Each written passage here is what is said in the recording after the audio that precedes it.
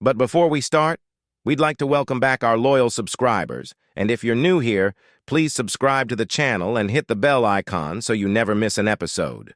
Let's get to our main topic. When Champollion visited the columns of Luxor and Karnak, he sent a letter to his brother saying, "My tongue fails to describe even 1 in 1,000 of what should be described upon seeing such monuments. I admit no people, ancient or modern, have reached such a high level of understanding and conception of the art of architecture as the ancient Egyptians." When we think of Egyptian temples, one of the primary architectural elements that comes to mind is the column. It's challenging to imagine a temple like Karnak without picturing its hypostyle halls. What many visitors take away are the visions of pylons, obelisks, statues, and columns. Often adorned with colorful carvings and painted inscriptions, columns remain one of the most fascinating architectural features of Egyptian structures. Most people with even a rudimentary knowledge of ancient Egypt will immediately recognize the lotus and papyrus column styles. However, there are at least 30 different column styles identified from various temple periods. These columns often replicated plant forms in stone, resembling either a trunk or a bundle of thinner stems. The capital, the top of the column, also frequently had a plant-based theme. Where the capital meets the column, 5 bands represented the bindings holding together the bundle of stems that comprised the original columns.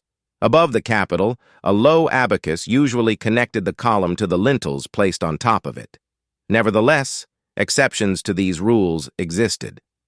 Before the Greco-Roman period, columns with tent-pole shapes and deities like Hathor were also found. Typically, the type of column was determined by its position within the temple, meaning most temples employed more than one design.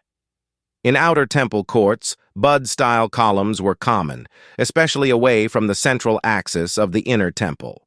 Open-style capitals were often found in central temple areas. However, in the later periods, there was much variation in these themes. During the Greco-Roman era, column styles became particularly diverse, and many Egyptian designs were exported to Greece and Rome, where they underwent further evolutionary changes. In the earliest Egyptian history, columns were often crafted from a single large block. In later periods, columns were usually built in sectional blocks that were shaped and then polished from top to bottom. These were then painted, making it hard to tell they weren't cut from a single piece of stone.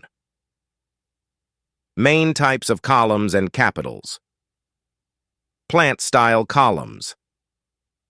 Fluted columns.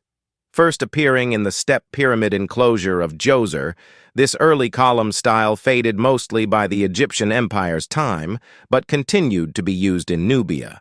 These columns represent bundled reeds or plant stems, and likely are the world's first stone columns.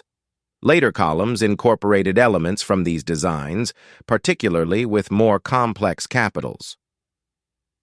Palm columns.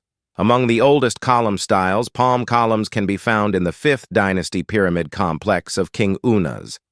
Though rare after the 5th dynasty, they occasionally appeared in later periods, such as in the Temple of Taharqa in Nubia and some Greco-Roman temples. At the Ramesseum, 10 palm columns stand in the inner court. Lotiform columns, often used in non-religious buildings before temples, this style features ribbed shafts, representing lotus stems with capitals shaped like closed or open lotus flowers. This column saw widespread use in the Old and Middle Kingdom temples and re-emerged during the Greco-Roman period. Lotus plants were symbolic, often misidentified as lotuses but actually water lilies. Papyrus columns. With variations representing single or multiple stems, these columns feature either closed bud or wide-open bell-shaped capitals. The oldest examples are found in Djoser's step pyramid enclosure, while independent examples appear widely during the Egyptian Empire. Non-plant-style columns, Hathoric columns. Featuring the goddess Hathor's head, these columns appeared around the Middle Kingdom. Prominent examples include Nefertari's temple at Abu Simbel and the Greco-Roman temple at Dendera. Osiride columns. These engaged columns feature the god Osiris and also originated in the Middle Kingdom.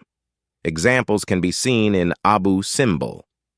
In conclusion, Egyptian columns were not just structural, but were imbued with symbolism and artistry, reflecting religious and cultural motifs throughout different periods of Egyptian history. Their designs evolved, influencing and being influenced by other ancient civilizations, showing the ingenuity and lasting impact of Egyptian architecture. The Royal. If you enjoyed this episode, please like, subscribe, and hit the bell icon for more fascinating stories from history.